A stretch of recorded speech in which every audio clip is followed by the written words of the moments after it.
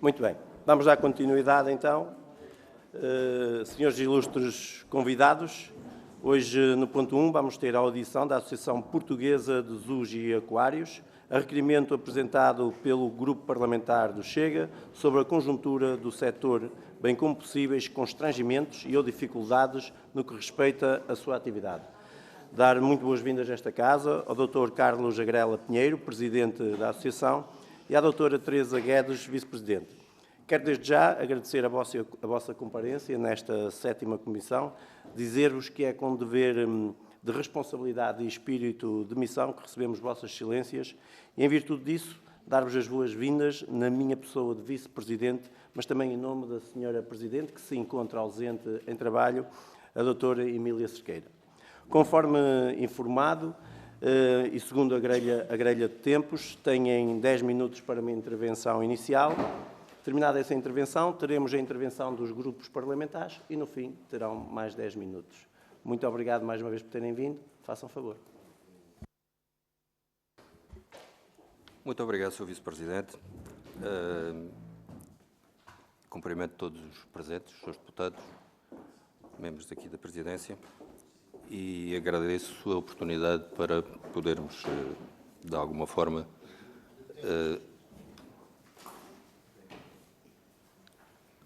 Não estava a ouvir? Era o tempo que estava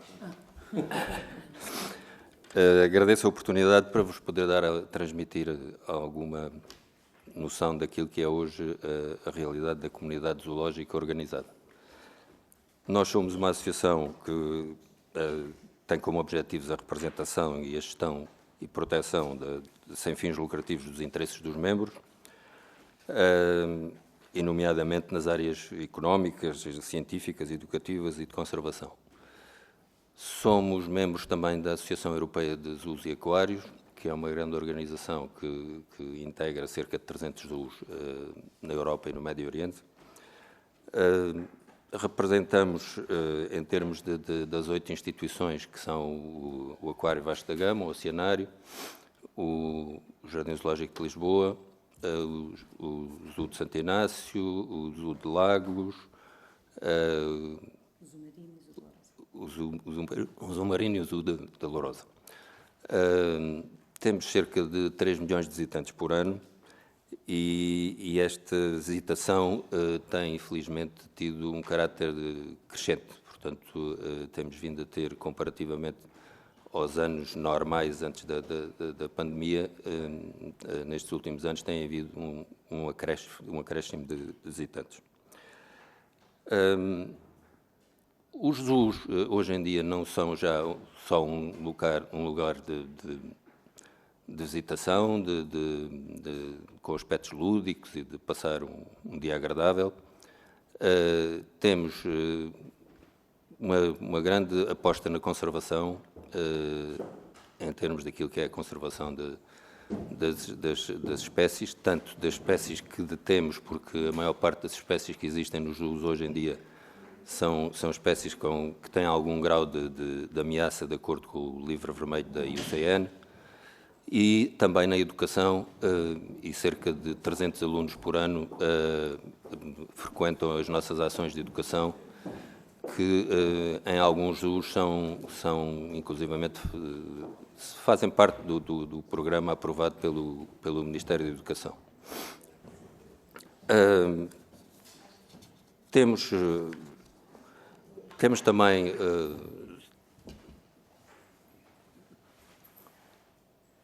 queria-lhes falar também ainda dos programas que temos fora do jardim dos zoos e aquários.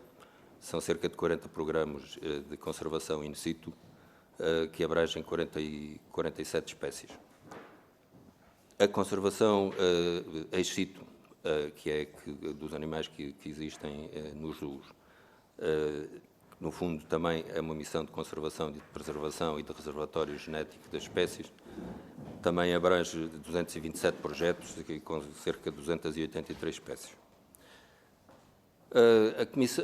A Associação tem tido um caráter mais de representação e no fundo, contactos com as entidades que tutelam esta atividade, que desde a diretiva de 1999, a diretiva 22 de 1999, transposta em 2003 pelo Decreto-Lei 59 de 2003 e posteriormente adaptado em 2012, tem um conjunto de obrigações muito específico em relação àquilo que os juros têm que cumprir em todas estas vertentes e também, nomeadamente, naquilo que são as próprias instalações, as condições de segurança, o bem-estar dos animais. Tudo isso está regulamentado através da diretiva e é, no fundo, tutelado por entidades do Ministério da Agricultura e do Ministério do Ambiente, nomeadamente a Direção-Geral de Alimentação e Veterinária e o ICNF.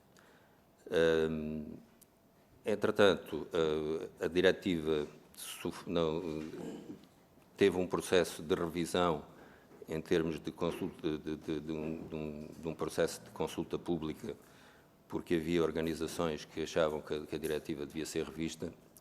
Em 2018 foi considerada como perfeitamente adequada e não houve qualquer alteração a essa diretiva. Em termos de alguns contactos que desenvolvemos, na altura em que a EASA fez um manifesto sobre a conservação, tentámos contactar alguns deputados portugueses do Parlamento Europeu ligados a estas áreas, nomeadamente em 2018, fevereiro de 2019. E não tivemos grande sucesso, e em dezembro de 2019, entretanto, tinha sido alterada a Constituição dos deputados europeus, porque tinha havido eleições, entretanto, também fizemos alguns contactos precisamente sobre esta questão da diretiva comunitária. Também não tivemos grande sucesso. Acabámos por fazer uma reunião na REPER, em Bruxelas, com técnicos da agricultura e do ambiente. E mais tarde, em 2020, também contactámos alguns ministérios e o Primeiro-Ministro no sentido de lhes dar a conhecer as dificuldades que o setor teve na altura da pandemia, porque nunca houve medidas específicas para estas entidades e a atividade teve que ser mantida, porque os animais, com pandemia ou sem pandemia, são tratados exatamente da mesma forma e os custos com tudo isso refletiram-se naquilo que era a capacidade destas instituições, porque tivemos 3 meses fechados num ano e mais 2 ou 3 meses fechados no outro. De maneira que, em relação a constrangimentos, este é um deles. Lamentamos que não tenha sido encontrada nenhuma solução para poder dar algum apoio a este setor. Mais tarde, houve também aqui alguma situação com a saída de uma lei orgânica do ICNF e com as competências que existem na legislação que eu já referi, que são a tutela da Direção-Geral de Alimentação e Veterinária, criou-se também entre os dois organismos também alguma situação de confusão que nos criou constrangimentos em relação a autorizações que precisavam de ser concedidas. Como nota final, queria-vos deixar também a informação de que nós sempre apoiamos o Estado, nomeadamente naquilo que se refere a apreensões de animais de todas as espécies, desde aves a grandes mamíferos, sem qualquer compensação. De maneira que, em termos da nossa posição perante a administração pública, tem sido sempre de colaboração e de ajuda na resolução de problemas. Eu gostaria que a Vice-Presidente, a doutora Teresa Guedes, vos desse alguma ideia também daquilo que é o funcionamento da EASA, porque nós somos uma associação que temos assente no conselho desta organização, sendo que a doutora Teresa Guedes é a nossa representante também no conselho. Ora, boa tarde a todos. Acho que é muito importante perceber que os parques zoológicos, portanto, zoos e aquários, não são mais, como dizia o Dr. Carlos, não são mais um museu de animais, não é? Que está aqui o tigre, está aqui o papagaio, mas são centros de conservação, de educação e de investigação. O papel que nós levamos diariamente é sempre feito com essa vertente. Temos, a Associação emprega mais de 500 pessoas especializadas nesta matéria, pessoas que são preocupadas e que trabalham em prol da natureza e da conservação da biodiversidade. Os membros da Associação Portuguesa dos Zoos e Aquários também pertencem à Associação Europeia de Zoos e Aquários, da qual eu sou então representante no Conselho, representante nacional, e para explicar um bocadinho como é que os animais, que esta é a grande dúvida que toda a gente tem, como é que os animais chegam aos zoos e aos aquários e como é que são trocados. Os animais não são nossos, nós não compramos, nós transferimos animais entre nós que seja importante para a sua conservação. Ou seja, eu posso receber um leão de Inglaterra porque tem um pool genético interessante para reproduzir com a fêmea que eu tenho no meu zoo. E até posso não reproduzir, se for essa a intenção, para aquela espécie. Portanto, cada espécie animal tem uma coordenação específica e que nós seguimos as suas diretrizes. Recebemos os animais que nos escolherem, enviamos para outros os animais também que escolherem e reproduzimos aqueles que forem escolhidos. Portanto, não é apenas um local de reprodução e de visitação do público, mas sim um local de sensibilização e que trabalhamos em prol destas espécies. Queremos defendê-las, queremos continuá-las. Muitas estão ameaçadas, como todos sabemos, e sem parques zoológicos, para além de trabalharem pelas espécies, financiam. A maior parte do financiamento dos projetos in situ, em campo, são financiados pelos parques zoológicos, ou seja, pelos visitantes que nós recebemos. Portanto... Vou pedir para terminar. Okay. Está bem, vou-lhe dar mais de 30 segundos, por favor. Está bem, está bem. Pronto, só para explicar esta parte, que recentemente, em novembro, a União Internacional para a Conservação da Natureza fez uma declaração muito importante que temos aqui para depois distribuir, sobre o papel dos jardins zoológicos no mundo, para que é que eles servem e o que é que fazem na realidade. E termino assim. Obrigada. Muito obrigado. Obrigado pela vossa introdução. Terão a oportunidade, quer depois nas respostas, quer também depois no final. Eu sei que às vezes fica sempre alguma coisa importante por dizer, mas aproveitam ou numa das respostas ou depois, quando tivermos a terminar. Vamos passar às intervenções dos grupos parlamentares. Vou dar a palavra ao Sr. Deputado Carlos Cação, do Partido PSD. Muito obrigado. Muito obrigado, Sr. Presidente em exercício, Srs. Deputados. Cumprimentar aqui a Associação Portuguesa dos Zoos e Aquários, na pessoa do Dr. Carlos Pinheiro e da Dra. Teresa Guedes. Independentemente da opinião pessoal de cada deputado referente à existência e à frequência de zoos e aquários, a realidade é que são locais onde são asseguradas, como aqui foi dito, condições que permitem a sobrevivência e multiplicação de várias espécies e, por consequente, da biodiversidade. Analisando os dados dos últimos anos, verifica-se o aumento das preocupações das medidas pelo bem-estar animal, o que saudamos. Na realidade, zoos e aquários são sobretudo locais de conservação da biodiversidade, orientando a sua ação para a pesquisa, investigação, educação e processos de conservação in situ e ex situ.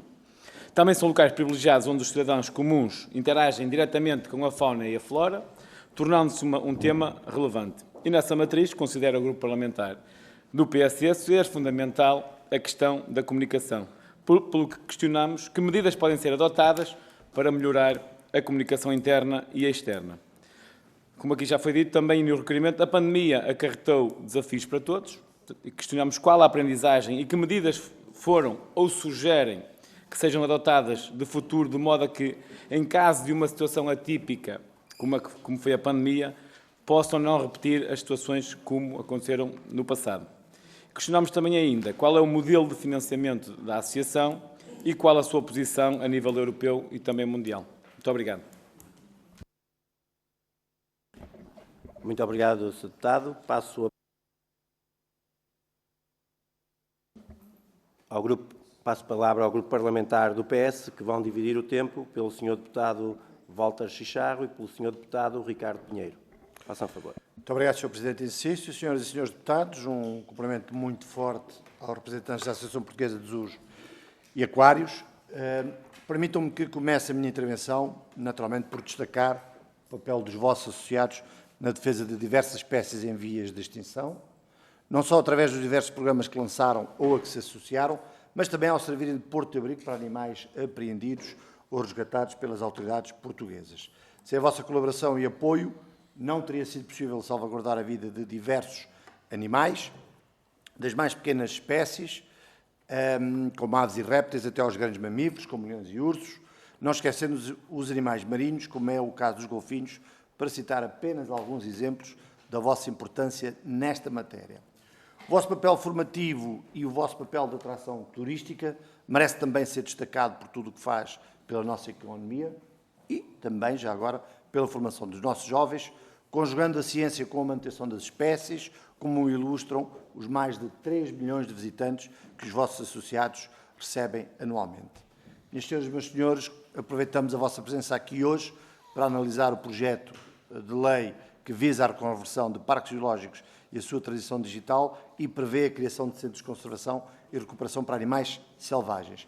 Sendo certo que o Partido Socialista sempre teve e terá como pilar a defesa do bem-estar animal e que acreditamos que será sempre possível fazer mais e melhor na defesa do mesmo, não deixamos de ter muitas dúvidas sobre o diploma que hoje aqui discutimos, ou que hoje aqui abordamos. Na análise dos documentos tivemos a oportunidade de verificar que a vossa associação aponta diversas falhas nesta proposta do PAN, nomeadamente no que diz respeito ao facto de basear num estudo, e para mim também me causou alguma surpresa, por vós classificado como oriundo de uma instituição radical, e efetuado esse estudo em 2011. Gostaríamos, por isso, de vos colocar as seguintes questões. Quais são, na vossa opinião, as principais falhas desse estudo? Qual foi o resultado das ações de fiscalização por vós referidas da Direção-Geral da Agricultura e Veterinária e do Instituto de Conservação da Natureza e Florestas? E, finalmente, quais seriam, na vossa ótica, as necessidades do setor para melhorar o vosso papel na conservação e defesa das espécies e em que é o que o Estado vos podia ajudar na resolução das mesmas? Muito obrigado. Muito obrigado, Sr. Deputado. Passava agora a palavra ao Deputado Ricardo Pinheiro. Ok. Obrigado, Sr. Presidente. Cumprimento as senhoras e os senhores deputados. Cumprimento também os representantes da Associação. E eu gostava de partilhar convosco um excerto de uma posição em relação ao papel e à importância dos jardins zoológicos à escala mundial. O que têm em comum o sapo quizani, a pomba rosada, o peixe tequila e o café marrom.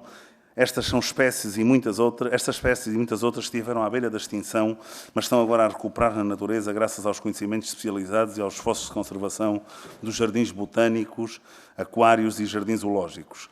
Para alcançar estes resultados, muitos jardins botânicos, aquários e jardins zoológicos têm elevados padrões de cuidados, de conservação, educação e investigação.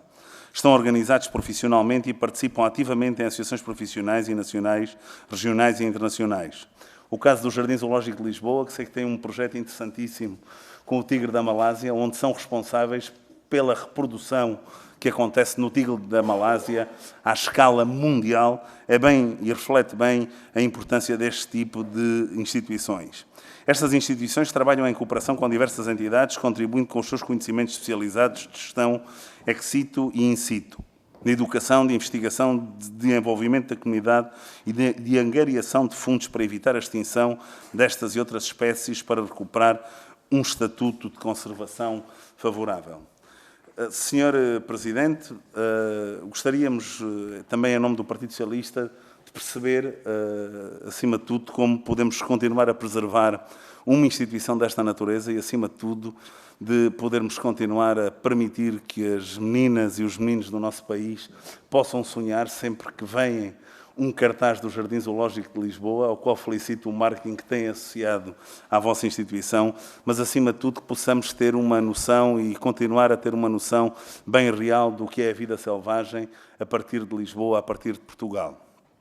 Aquilo que lhe pergunto é perceber da vossa parte o que é que podemos ajudar a melhorar estas instituições e, acima de tudo, introduzir aqui uma questão, e bem sei que o Partido Socialista foi governo durante os últimos 8 anos, mas acho que é uma audição de melhoria às práticas atuais, é ter a percepção e a importância se, naquilo que é a programação do atual PT 2030, pode ou não existir uma linha de financiamento que possa ajudar a melhorar as condições de vida dos animais, mas ao mesmo tempo continuarmos a promover a investigação científica que tão bem se faz nestas instituições. Obrigado. Muito obrigado, Sr. Deputado. Passo agora a palavra ao Sr. Deputado Pedro dos Santos Frazão, do Grupo Parlamentar do Chega. Muito obrigado, Sr. Presidente. Senhores deputados, quero dar as boas-vindas à Associação Portuguesa de Zoos e Aquários, que está aqui nesta comissão a pedido do Chega, a nosso requerimento.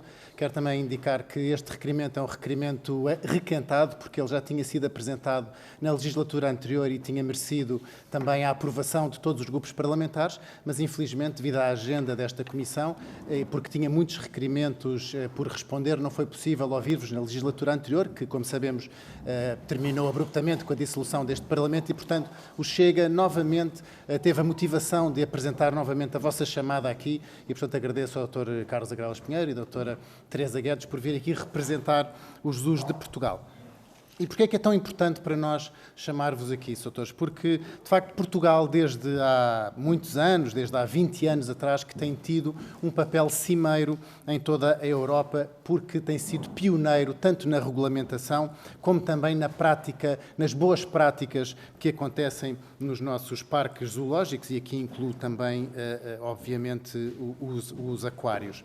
De facto, em Portugal tem sido possível articular o desejo lúdico que existe, o desejo da fruição turística e do visionamento dos animais pelo público em geral, mas enriquecendo esses conceitos, de facto, também com o bem-estar, com a conservação da natureza, com a proteção dos habitats, com projetos nacionais e internacionais de conservação e reprodução animal, sendo uma ajuda essencial naquilo que é a procriação das espécies em perigo e até, em muitos casos, a devolução ao selvagem de espécimens que de outra forma estariam extintas na natureza.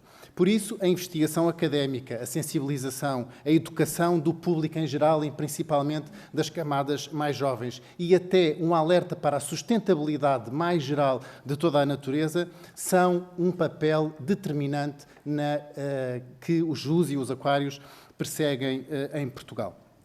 O nosso requerimento, a primeira motivação que teve foi, de facto, saber qual, da parte dos vossos associados, as dificuldades que tinham sentido durante os anos de 2020 e 2021 na pandemia, porque, de facto, foram instituições que ficaram totalmente esquecidas e abandonadas, pondo em perigo também a vida dos próprios animais e os programas científicos e de reprodução dessas mais de 47 espécies que foram referidas. Também ficou em perigo o recebimento de animais que são muitas vezes resgatados pelas autoridades oficiais ou que são confiscados porque estão a ser detidos por pessoas em situações ilegais e poderíamos pôr também em perigo essa ajuda que os vossos associados dão ao Estado português, que de outra forma não poderia ter resposta, e também os animais resgatados da própria natureza. Posso exemplificar aqui que, por exemplo, o Zoo Marino, um dos vossos associados, tem um papel fundamental naquilo que é o resgate de cetáceos, portanto, de golfinhos,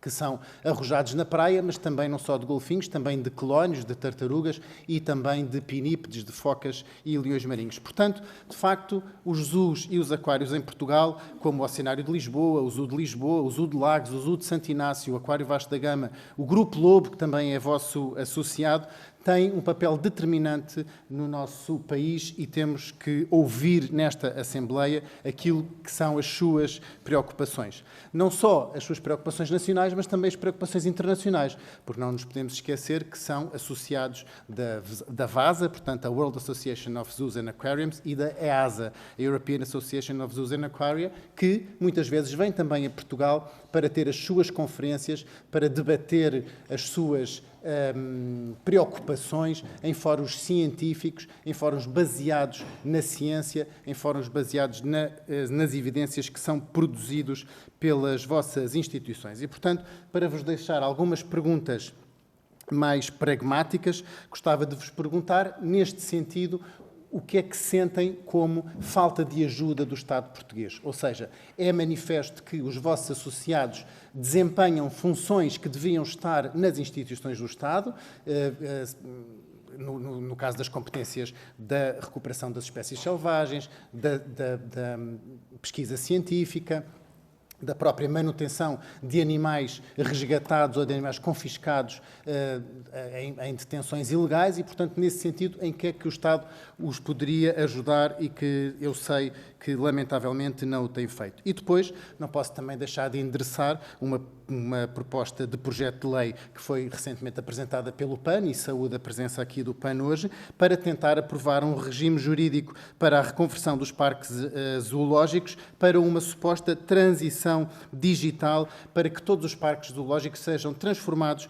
em centros de conservação e recuperação para animais selvagens, retirando toda a outra sustentabilidade financeira que é trazida aos parques e aquários e zoos pela outra fruição turística e pela fruição dos animais.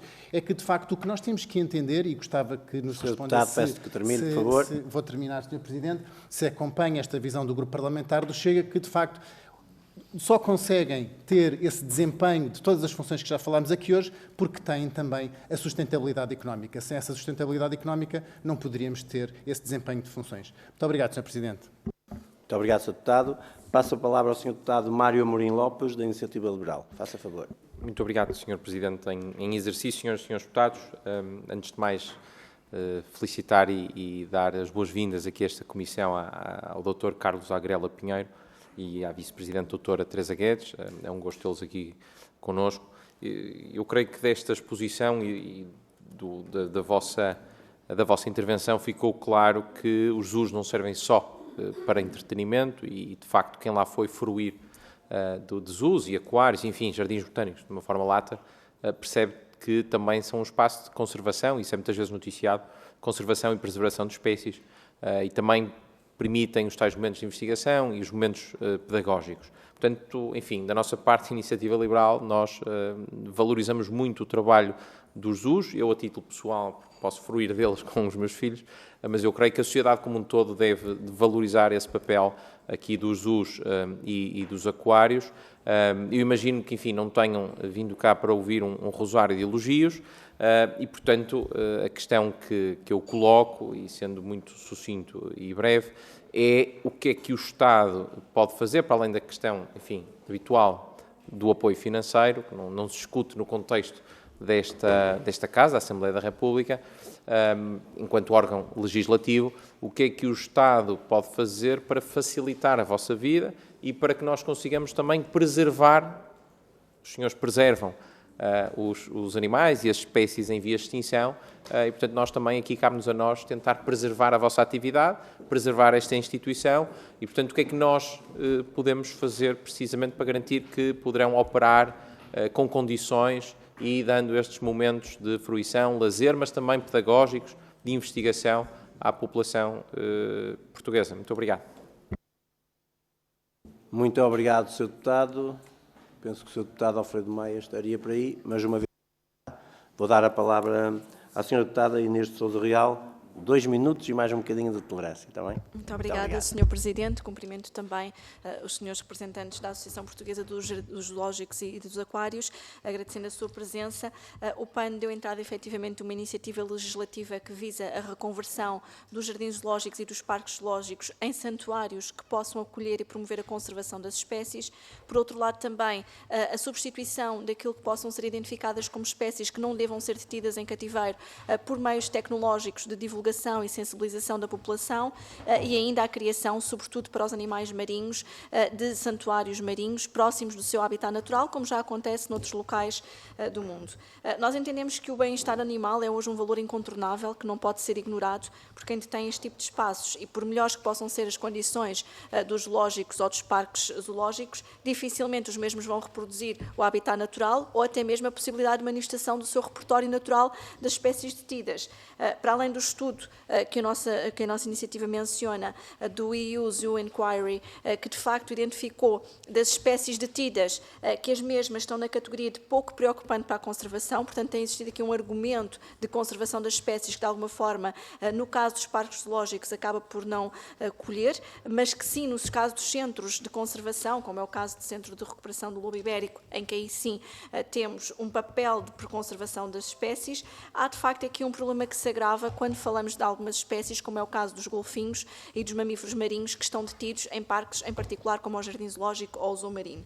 Nós chegámos a ter conhecimento de que durante largos meses em que decorreram obras no Jardim Zoológico, houve cerca de 8 animais, incluindo fêmeas que estavam grávidas, que estiveram confinados numa piscina de 270 metros quadrados, o que é manifestamente insuficiente para o seu bem-estar animal, e, portanto, gostaríamos daqui de ver algumas perguntas esclarecidas, nomeadamente naquilo que diz respeito à educação ambiental, como é que poderemos educar e sensibilizar para o bem-estar animal se depois não permitimos quer a aproximação ao seu habitat natural, quer a manifestação do seu repertório natural. Acaba por ser um pouco falacioso, porque efetivamente não estamos a dar condições, o que com a reconversão já seria possível. Depois, por outro lado, temos defendido esta necessidade da construção dos santuários marinhos. Este é um projeto que me parece que poderia, de facto, dar resposta a um anseio da população no que diz respeito, em particular, aos golfinhos, que são, sobretudo, os mamíferos marinhos detidos por estes parques zoológicos, se, de facto, entendem com bons olhos esta reconversão e a passagem destes animais até para fora das cidades. Não faz sentido que no centro de Lisboa tenhamos os golfinhos confinados até com o próprio ruído que é produzido, entre outras circunstâncias, e em piscinas tão exíguas. E mesmo só para concluir, naquilo que diz respeito à reconversão e recuperação das espécies, passando esta transição com uma moratória de 3 anos, para que não haja a reprodução em cativeiro, mas sim o alojamento de espécies que não podem ser devolvidas ao seu habitat, eu partia do exemplo do Parque Biológico de Gaia, que acolhe e também tem um cariz financeiro, portanto são cobradas entradas, mas que lá está, só se destina, como é que vem esta situação, se poderia dar resposta aos problemas que identificamos na nossa iniciativa. Muito obrigada. Muito obrigado, Sra. Deputada. Agradeço a intervenção de todos. Passo novamente a palavra para os nossos ilustres convidados. Têm 10 minutos, com muita pouca tolerância. Podem dividi-los. Façam favor. Posso começar eu? Senhores deputados, muito obrigado pelas vossas considerações e pelas vossas questões. Eu, se calhar, tentaria responder de forma muito genérica em relação aos apoios que o Estado poderia dar a estas instituições em situações de crise, como acontece já com outros setores, haver a possibilidade de alocar verbas para alguma situação de emergência. Em relação ao desenvolvimento da atividade nossa no dia-a-dia, que a legislação que existe, seja a legislação que seja adotada, sem haver aqui confusões decorrentes de leis orgânicas e de situações que depois contribuem para que haja demasiados entraves na nossa vida do dia-a-dia. Em relação àquilo que é a nossa situação, e como já não sei qual dos seus deputados é que referiu isso, nós obviamente que conseguimos ter esta atividade porque temos receitas. Não há associação, porque houve alguém também que fez a pergunta de como é que a associação era financiada. A associação é financiada pelas cotas dos associados e, como vos disse, é essencialmente uma associação de representação, portanto não tem técnicos específicos a trabalhar. São os técnicos das instituições que são associadas que desenvolvem algum trabalho para a associação, mas, portanto, para o expediente normal, há uma cota que cada um dos associados paga anualmente. Em relação à questão do projeto de lei proposto pelo partido PAN, eu não queria discutir isso hoje. Nós teremos a oportunidade de enviar por escrito a esta Comissão e à Comissão de Ambiente o nosso parecer sobre esse projeto. Haveria muita coisa a dizer. Obviamente não concordamos. E não concordamos com muita coisa de fundo, como a situação dos santuários. Para nós, os santuários são cemitérios. São situações em que animais que estão que estão debaixo de um controle total, animais que nasceram naquele ambiente, animais que não sabem alimentar-se, não sabem defender-se, não têm as situações de água controlada como têm nos zoos, que nunca conheceram outro ambiente, em termos práticos, mas não quero alongar-me mais agora, porque, como vos disse, eu vou mandar, como Presidente da Associação, vou mandar para as duas comissões a nossa posição sobre isso. Esses animais, é uma questão de tempo e a sobrevivência, se for analisada ao fim de meia dúzia de anos, será muito reduzida. Em relação a outras questões que foram colocadas, nós efetivamente temos projetos de conservação. Há instituições que têm projetos de conservação que são geridas por elas próprias. Foi falado aí a situação, o Sr. Deputado Ricardo Pinheiro falou aí de uma situação do projeto, não é do tigre da Malásia, do leopardo da Pérsia, que é gerido pelo Jardim Zoológico de Lisboa e que é uma situação semelhante àquilo que existe com o lince ibérico no país. Portanto, nós controlamos um projeto de conservação na região do Cáucaso que, neste momento, já conseguiu libertar cerca de 22 leopardos com resultados positivos numa zona onde os animais estavam extintos.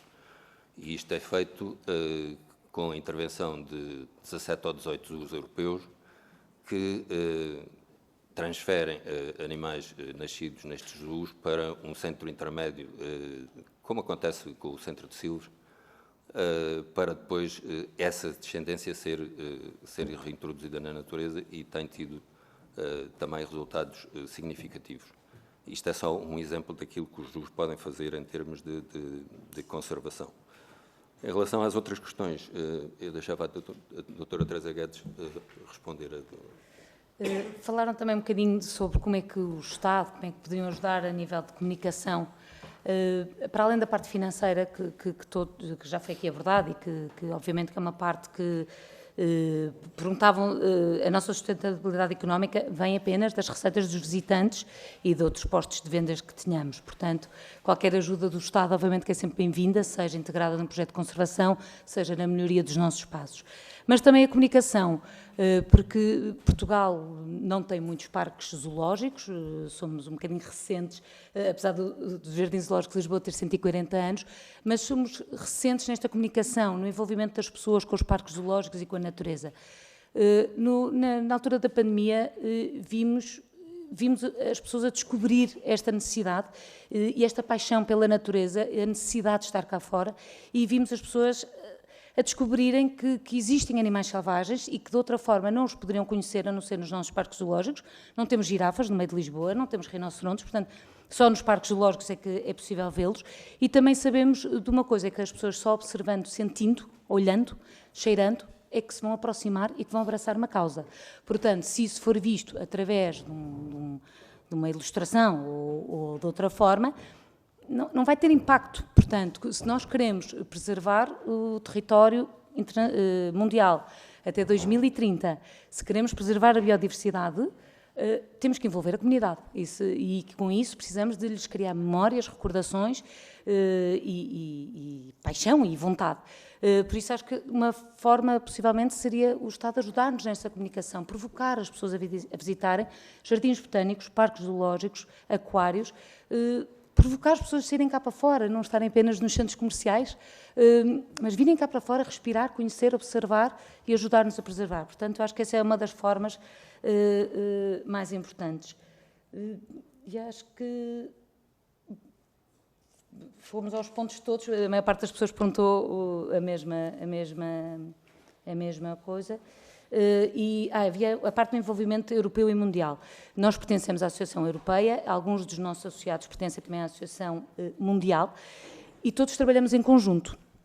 Não estamos sozinhos, como expliquei, os animais são trocados entre todos, mas também as regras de um parque zoológico são definidas a nível europeu e mundial. Nós não colocamos um leão, um habitat de um leão apenas porque nos apetece daquela forma. Há regras que cumprem o bem-estar do animal, cumprem todas as questões sanitárias, o animal pode desenvolver todo o seu comportamento natural, fazemos habitats o mais aproximado possível ao habitat de origem, de forma que o animal seja ele próprio, um animal selvagem e com comportamentos genuínos. E, portanto, trabalhamos todos em conjunto, na investigação, na apresentação dos nossos animais e mesmo na troca de animais entre parques zoológicos. Sr. Presidente, pedia... ainda não... Se me permite só acrescentar mais o seguinte. A EASA tem um levantamento dos visitantes dos zoos em que é fácil concluir que 1 em cada 5 pessoas na Europa visita zoos e aquários. Portanto, é uma situação que as próprias pessoas sentem-se bem e gostam daquilo que vêm, até porque, como a doutora Teresa Guedes referiu, as associações, nós falamos em nome de uma associação que está associada a associações europeias e mundiais de referência. Não podemos falar em nome de todos os zoos que existem, quer em Portugal, quer fora de Portugal, e que não cumprem estas regras. Porque estas regras são muito mais exigentes do que a legislação vigente obriga. Portanto, a legislação está baseada na diretiva e quem está associado na nossa associação, que por sua vez está associado na EASA e alguns na OASA, tem que cumprir parâmetros muito mais exigentes, seja nas instalações dos animais, seja na segurança, seja no bem-estar, seja na alimentação, conservação, educação. Portanto, tudo isso é muito mais exigente. E é auditado de 5 em 5 anos. Só também referir que no preâmbulo do decreto-lei que foi aqui referido, da iniciativa do partido do PAN, há a referência a um relatório de uma associação, ou de uma ONG, que, salvo erro, é de 2011. De 2011 para 2024 há um mundo de diferença. Aquilo que existia em 2011 e o que existe em 2024 não tem comparação possível, seja em Portugal, seja em qualquer outro país do mundo. Muito obrigado. Muito obrigado. Pedi a palavra. Muito obrigado, Sr. Presidente. Pedi a palavra para uma interpelação à mesa no decorrer do que foi a intervenção da Sra. Deputada do PAN, porque mencionou uma organização, ou a atuação de uma organização que é conhecida como Empty the Tanks, que é uma organização que preconiza exatamente isto, o esvaziamento dos tanques onde existem os golfinhos e os cetáceos e a sua devolução para a natureza.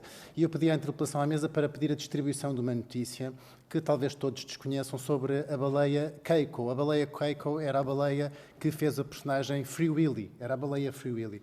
A baleia Free Willy moveu um grande movimento cívico nos Estados Unidos para que o Keiko pudesse ser devolvido à natureza. Ela foi transportada até a Noruega, foi devolvida à natureza e morreu. É um exemplo internacional onde se gastaram milhões de euros, milhões de dólares para devolver um cetáceo à natureza e o desfecho foi dramático. E, portanto, eu vou pedir a distribuição desta notícia para que, com um caso icónico, todos os senhores deputados possam perceber aquilo que, de facto, a instituição Empty the Tanks, na verdade, defende. É a devolução dos animais à natureza para que eles pereçam. Muito obrigado, Sr. Presidente. Agradeço, Sr. Deputado Pedro Frazão. Vou dar a palavra. Só mais um esclarecimento também à Sra. Deputada Inês Sousa Real. Referiu uma situação no Jardim Zoológico de Lisboa sobre uns golfinhos, umas obras que estavam num tanque. Nós temos relatórios feitos pelas entidades oficiais, ICN e Direção-Geral de Veterinária, concluíram que onde os golfinhos estavam tinham as condições adequadas para aquele número de animais. Sra. Deputada Inês Sousa Real, 1 minuto, por favor, mesmo para concluir, está bem? Sim, muito obrigada, Sr. Presidente. É só porque, como foi referida esta entidade, e tendo em conta que estamos a falar de um caso que ocorreu não em Portugal e cuja transferência, para além do animal ter já uma certa idade, portanto, há circunstâncias que estamos aqui a falar em que jamais estes projetos de criação de santuários marinhos poria em causa aquilo que é o bem-estar animal. Estamos a falar de uma entidade em Portugal, a Empty the Tanks, que tem colaborado com as entidades oficiais portuguesas, nomeadamente o ICNF, a Provedoria do Animal, entre outras, e, portanto, não estamos... E com toda a legitimidade, Sr. Deputado, a manifestação pacífica e em respeito pelas instituições não tem qualquer tipo de problema num Estado de Direito democrático. E, portanto, as associações têm todo o direito de se manifestarem. Eu própria já estive a manifestar-me à frente do Jardim Zoológico e, no entanto, isso não significa que desrespeite as instituições, muito pelo contrário. Faz parte dos direitos, liberdades e garantias de todos e cada um de nós. Agora, há que, de facto, atender a que estamos a falar de alguém que tem feito um trabalho de estudo bastante sério e, portanto, estamos aqui numa audição e tem respeito para as pessoas que estamos aqui a ouvir, pedia que, de facto, esse tipo de exemplos não fossem trazidos, porque, de facto, não só revelam desconhecimento pelo trabalho das organizações não governamentais que em Portugal atuam, como até atuam em parceria com as entidades oficiais. Muito obrigado. Sr. Deputado Pedro Frazão, faça-nos, por favor, chegar a notícia que será distribuída. Para terminar, quero agradecer mais uma vez ao Sr. Dr. Carlos Agrela Pinheiro e à Dra. Teresa Guedes por terem estado aqui a colocar as dificuldades que enfrentam a Associação. Dizer-vos que, independentemente de uma ideia ou outra, uma coisa é certa, há que louvar o trabalho que é feito, quer nos zoos, quer nos aquários. Uma coisa é que nós não saberíamos tanto sobre os animais se não existissem os zoos e os aquários. Dizer que, muito provavelmente, muitas das espécies já estariam extintas e que muitos de nós, mas principalmente quando somos crianças, nunca íamos ter hipótese de ver alguns animais ao vivo. Portanto, em nome da 7ª Comissão, em meu nome e em nome da Sra. Presidente, muito obrigado. Dou por terminada esta audiência. Obrigado.